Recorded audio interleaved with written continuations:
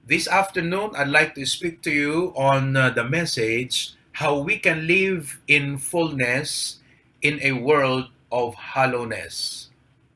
How to live in fullness in a world of hollowness. Now, no hollow kuna tayo kakabsat. Hangatay halo-halo nga naimas nga kang kanan din, dita Chowking. Ha? Oo. Diti Pilipinas, anati kayat yung halo-halo absat. Tisikat kanyak, dubiyak, didikat ta dansel. You remember that?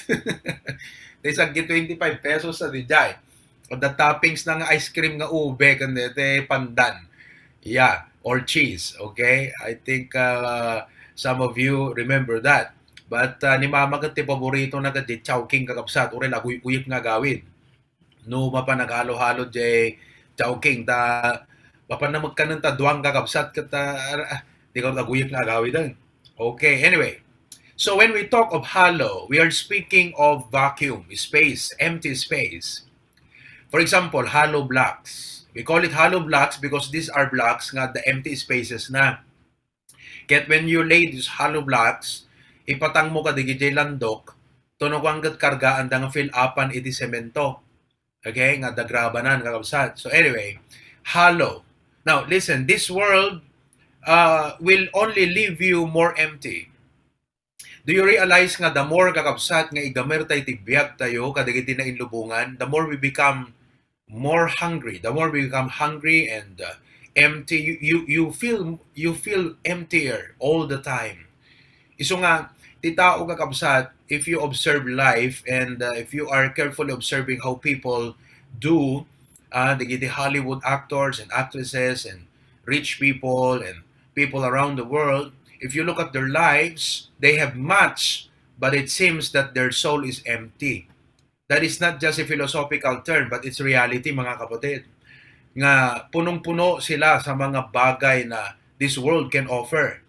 But since they don't have what God gives, their soul is truly empty. You don't have to live long and try everything out. Tapnon di kastagat marik na tayo DJ kakabsat. So as God's people, the Bible tells us and the Bible teaches us on how we can really experience a life full. Dito permi aglaplapusanan kakabsat. Now, napadasan yung DJ awisun da kang mangangkot ko na dagat dakailatang katabnab supel ang tiriknak. You are not fully stomach, pero you feel like you are full, no? Nabnabsupe lang diriknam, you don't have the appetite. So, kada tayo kakabsat, once nga nariknam ti panang puno ni Apo Diyos keng ka, ure anat makitkidam ti lubong, mapukaw, you will be set free from covetousness, you will be set free from envy, banagapapal mo ti pada matao, mapukaw king kadayjay. You will be set free from jealousy, you will be set free from all the things that could possibly shut you down. Iso nga masapol kakabsat nga datayong anak ti Apo, we have to learn how we can experience a life that's full. Tapnon di kasta dito nga lubong ket saan na tayo nga mabalin nga dadailen. Good afternoon, Tita Nora. Praise God. We've also been praying for you here because we heard about your situation. Ket naipapray request dito church tayo dito Bacarra, Tita Nora. So, we are so glad to see you this afternoon.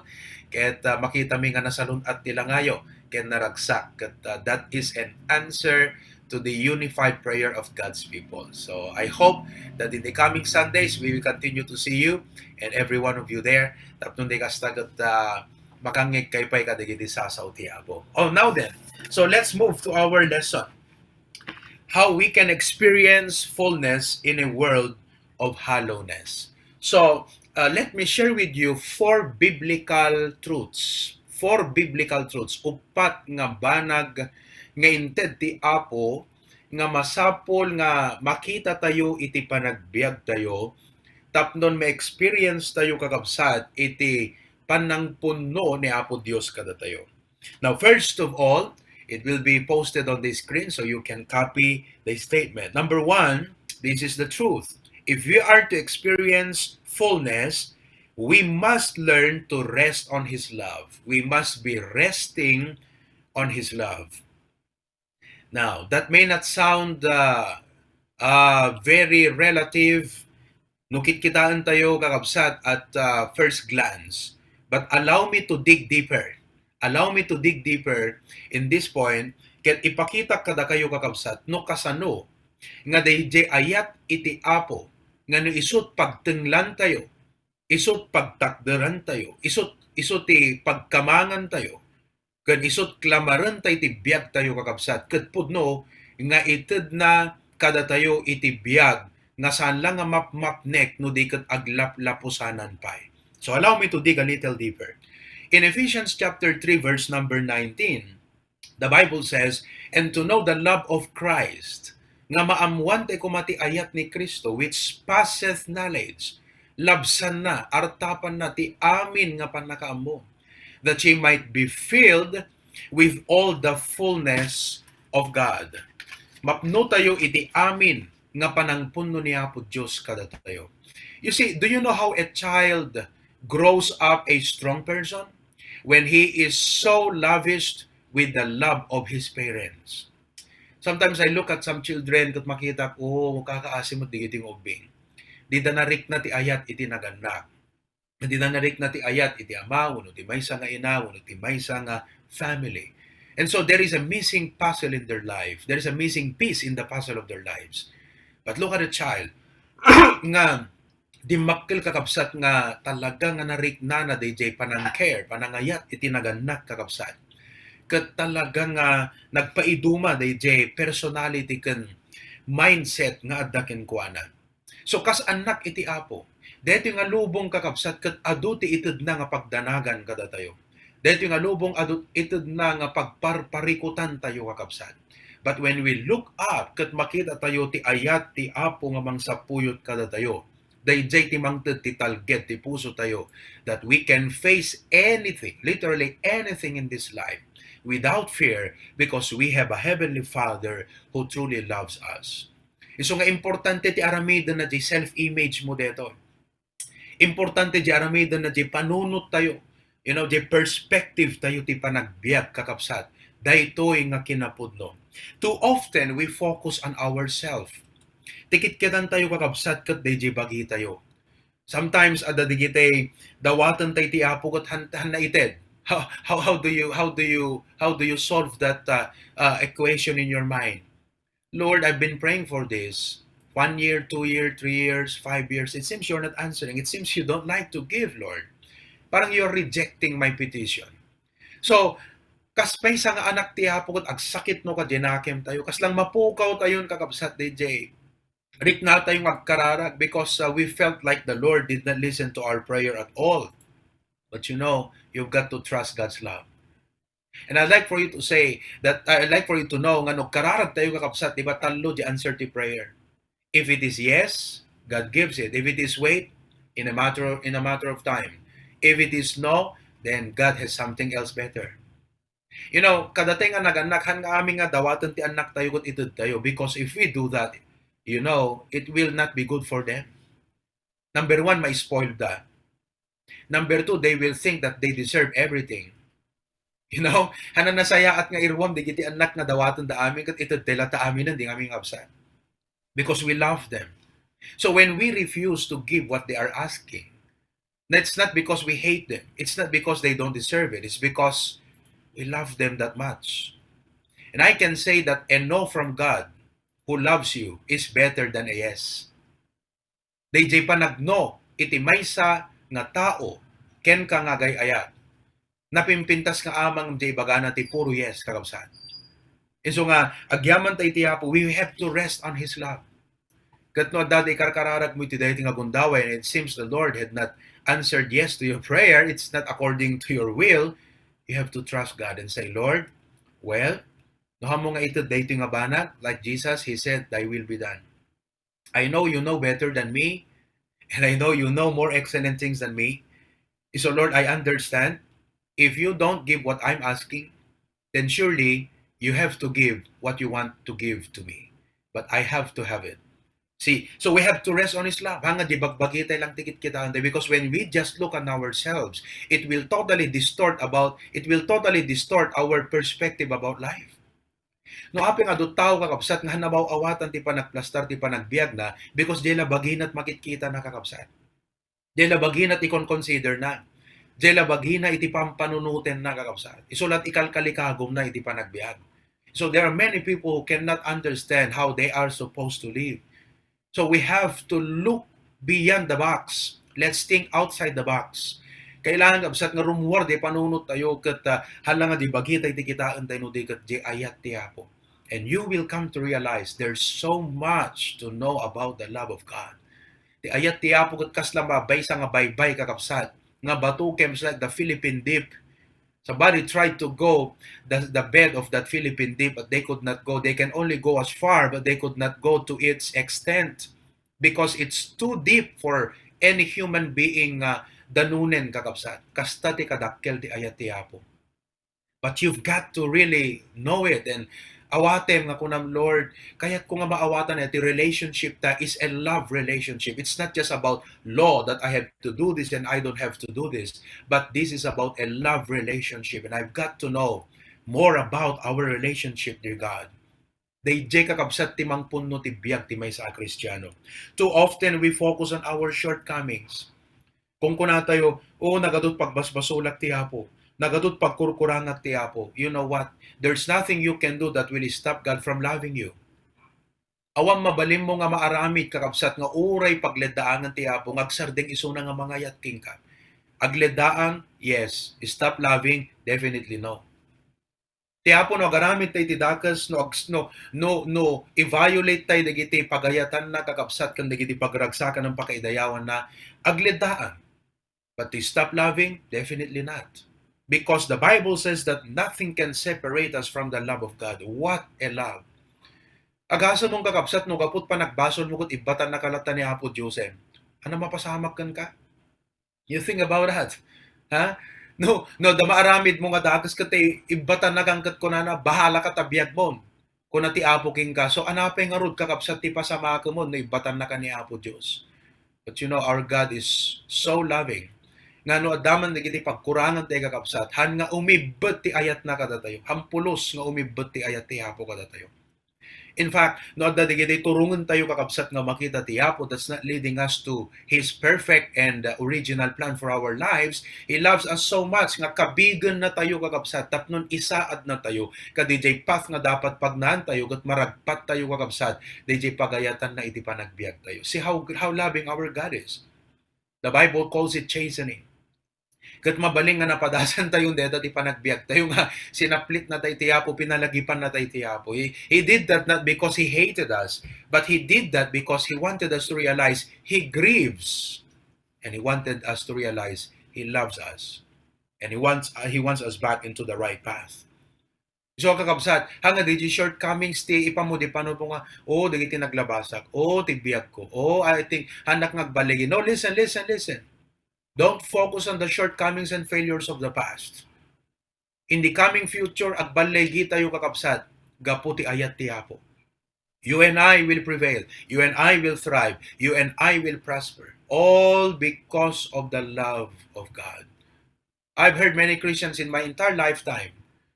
Dagat, apay nga di ka umay makigimongan brad. Apay nga di ko umay makigimongan sister. Dagat, mabain ako.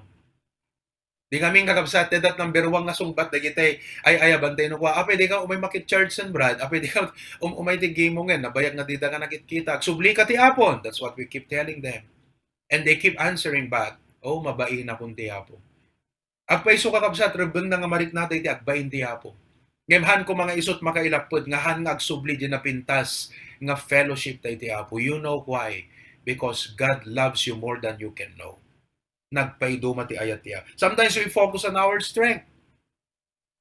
Digiti tataw kakabsat kat amin tayo, we have our own strength. At the strength tayo amin kakabsat. Tiya dumagat ti strength na kat mangan. Kasi ni Brother Carlo, dyan tamang inasal kakabsat kat sa nga pulong extra rice. Can you imagine that?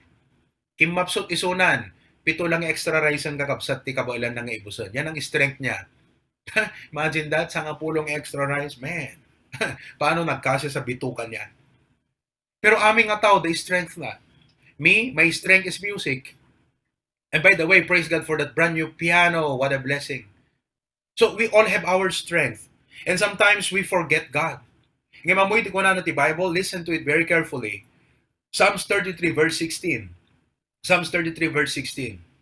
The Bible says, there is no king save by the multitude of an host. A mighty man, listen carefully, a mighty man is not delivered by much strength. Amuyo kano di pa nagbalig iti may nga tao nga nabilig, han nga gapo iti bukod nga pigsa. So we are going to prevail in life, not because of our own power, no, not because of our own might or strength or resources or intelligence.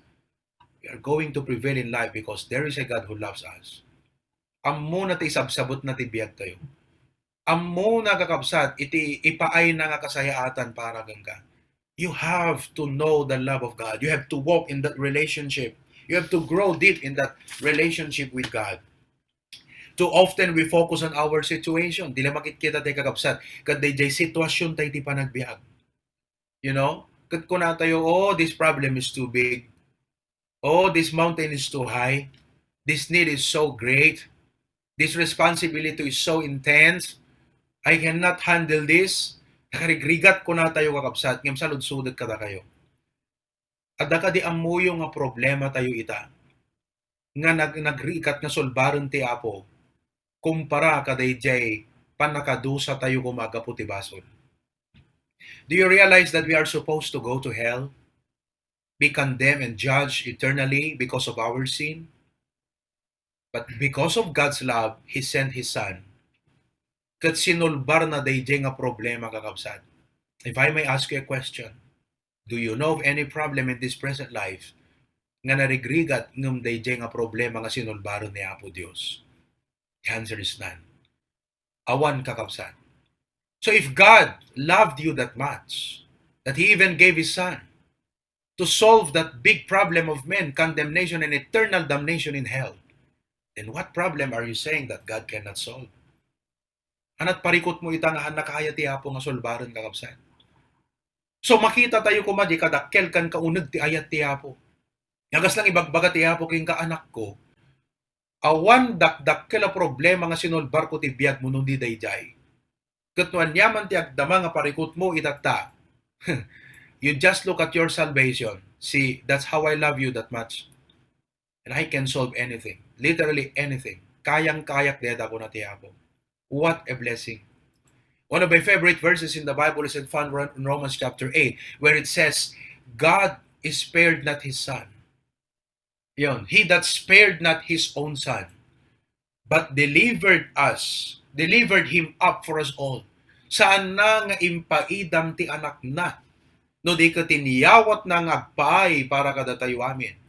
How shall He not with Him also freely give us all things?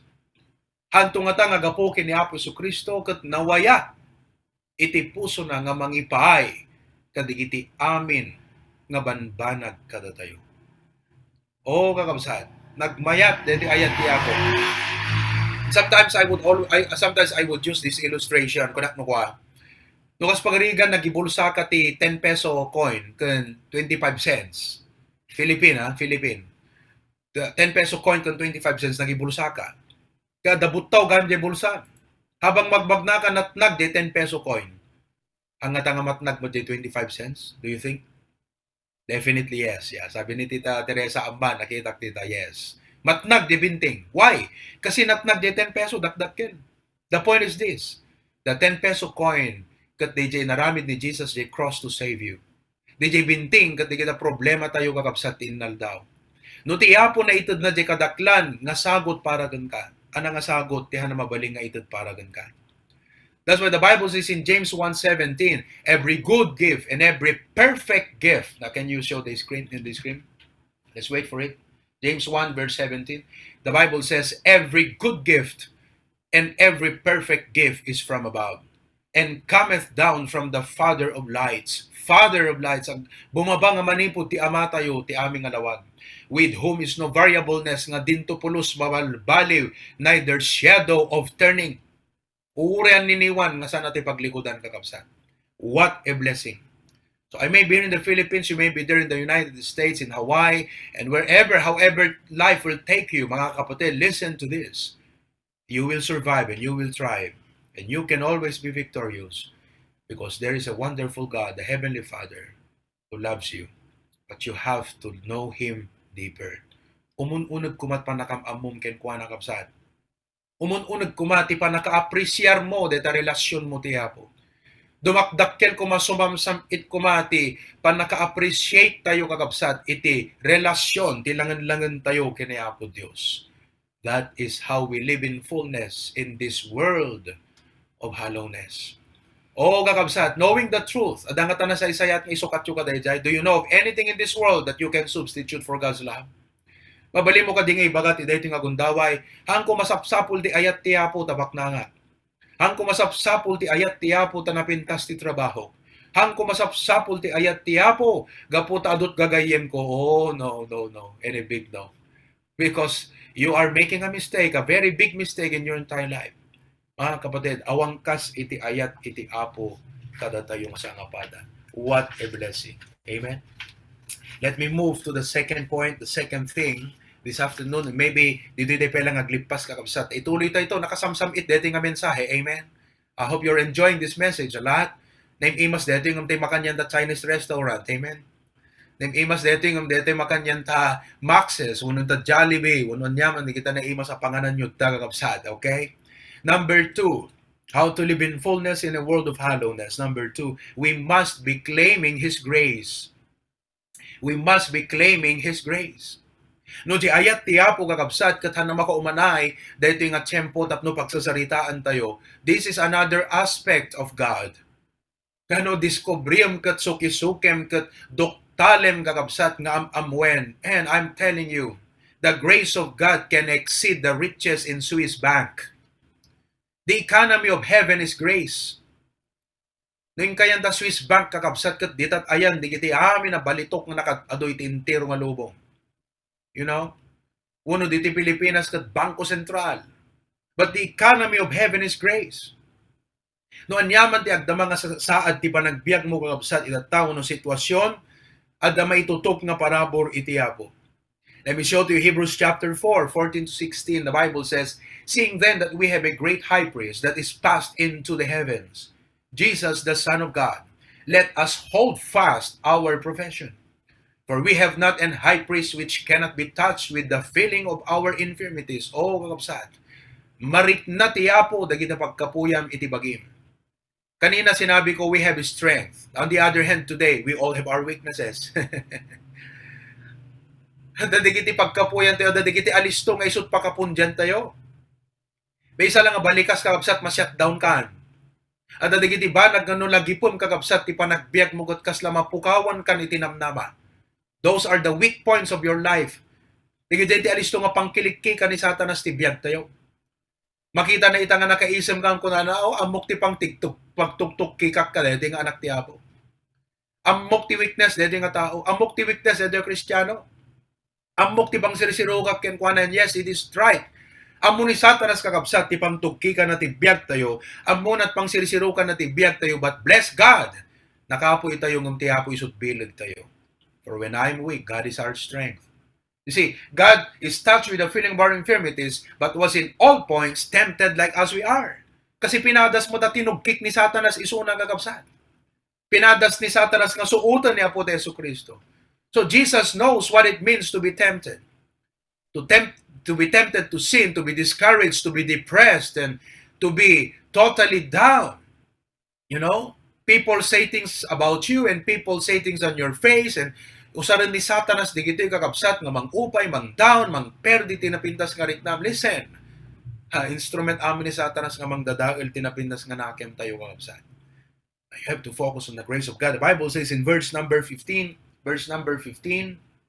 okay, verse number 16 now, let us therefore, tumaray tayo nga rutiapo, iso ti pagpulungan tayo kakabsat, no ni Satanas kat butbut nga naka tukki-tukki nga nakagipulong ka tiyapo.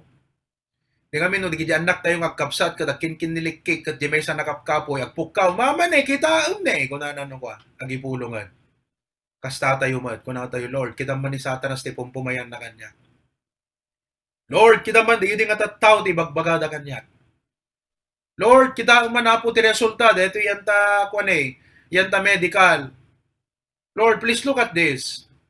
Lord, kita man din bagada di trabaho, kasti di ko nada kanyak, Lord. Kasti di obra, hindi ka duwak trabaho kanyak. Perperjennak, Lord, si ipulong mo. Come boldly to the throne of grace. Ingkay di JJ, trono kakabsat nga isuti na parabor king ka, that we may obtain mercy kat kasyan na ka, and find grace to help in time of need. Ijay ka nga tumaray, ijay ka nga kamang, ijay ka kakabsat nga mapan agpaisalakan. Ijay ka nga mapan agtaklin, kaputa tiyapo na asi kat na parabor. There is a grace, mga kapatid, for our race. Kada iti agdamang at tarayin tayo kakabsat. Hanggang nalakat ti agtaray, hanggang nalakan nga lipasan, di tarayin ngayon to tiyapo kada tayo, mariktatay ti mabannog sa paminsan, may tublak pa get di, ngam klamaran tayo ti parabor iti apo. Kita nyo kakabsat ni David was not as big as Goliath, and no warfare experience, umutay day jay. Daniel and his friends were taken captive in a strange land, ububing dapay kakabsat ngem nagbalindan nga captive ijay lugar nga han nga isot na kaya nakanda. Joseph was mistreated by his own brethren. Digiti mismo kakabsat na kakabsat kat hanan napintas ti panang tratar daging kuana.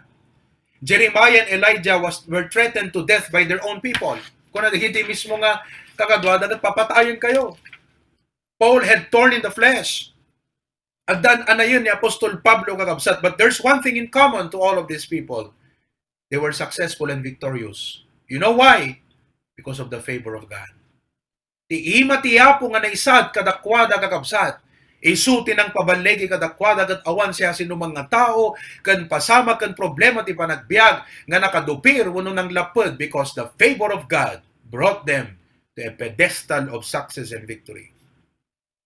Mga kapatid, deta ti igam kan bilig tayo, ti parabor ti apo.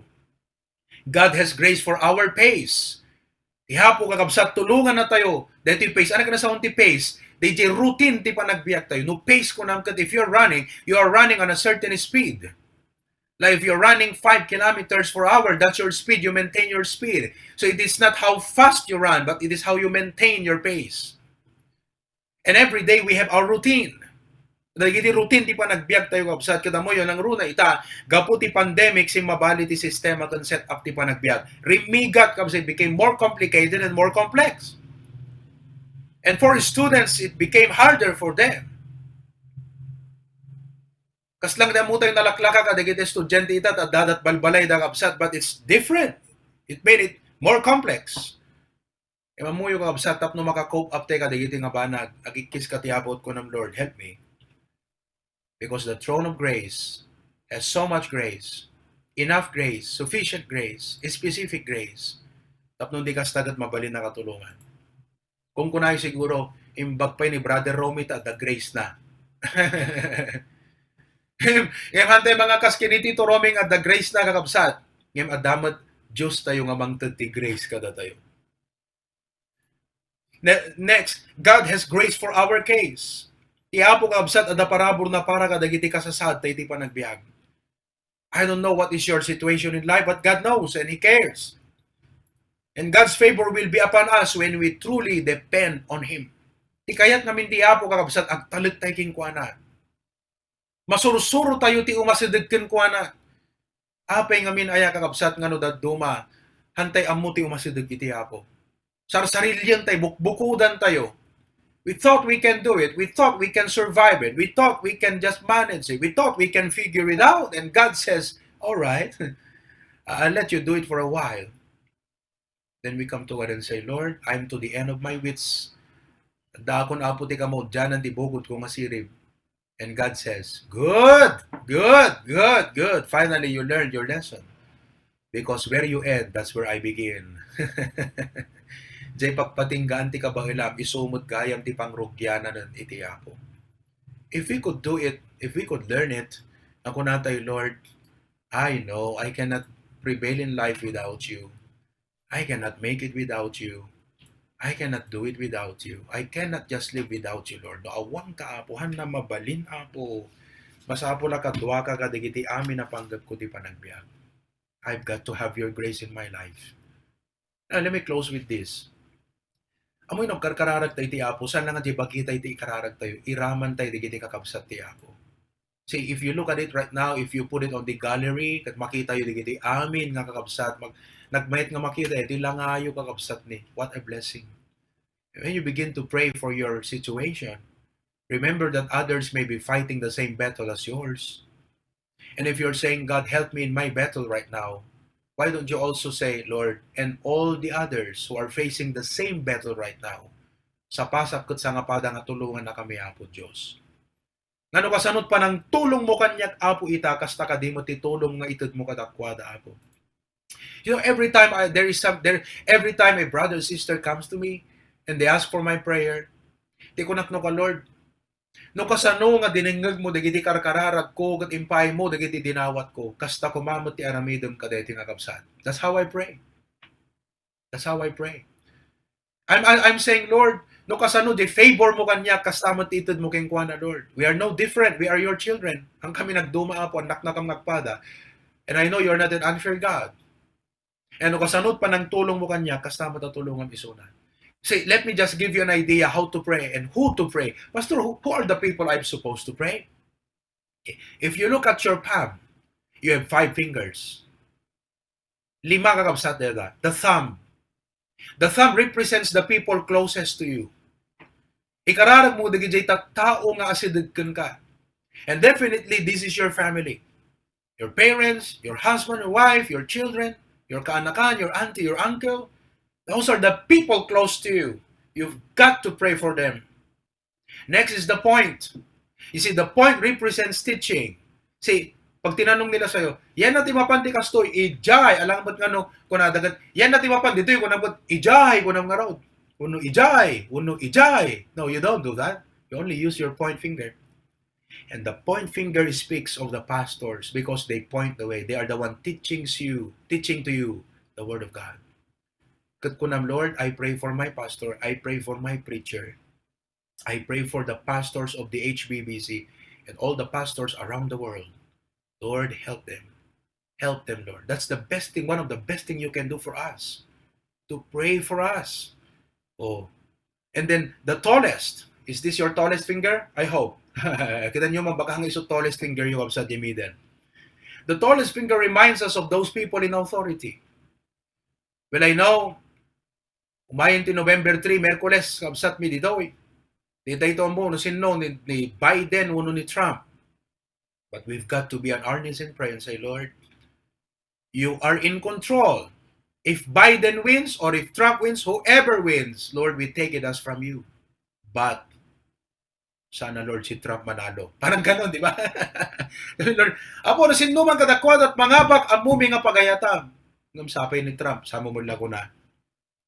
And then the ring finger, you realize this is the weakest finger in your, of all the 5 fingers, this is the weakest. So, hindi kakapsutan kakapsan.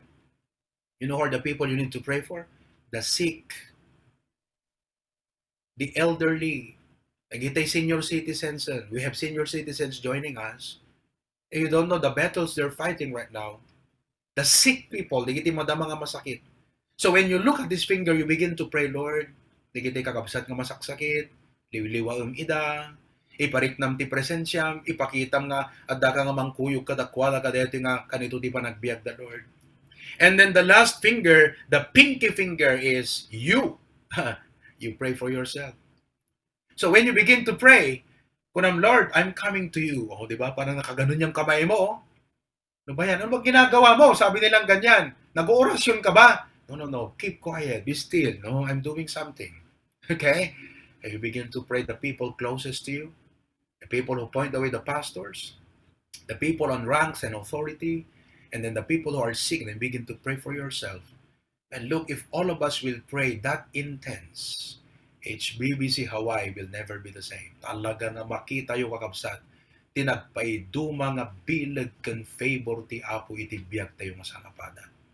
We can win this fight and we can win this war all because of the love and the grace of God. Tiapot bang bendisyon kada kayo aming kakabsat at tiapot mo daydaya, what a message to start the month of November. To God be the glory.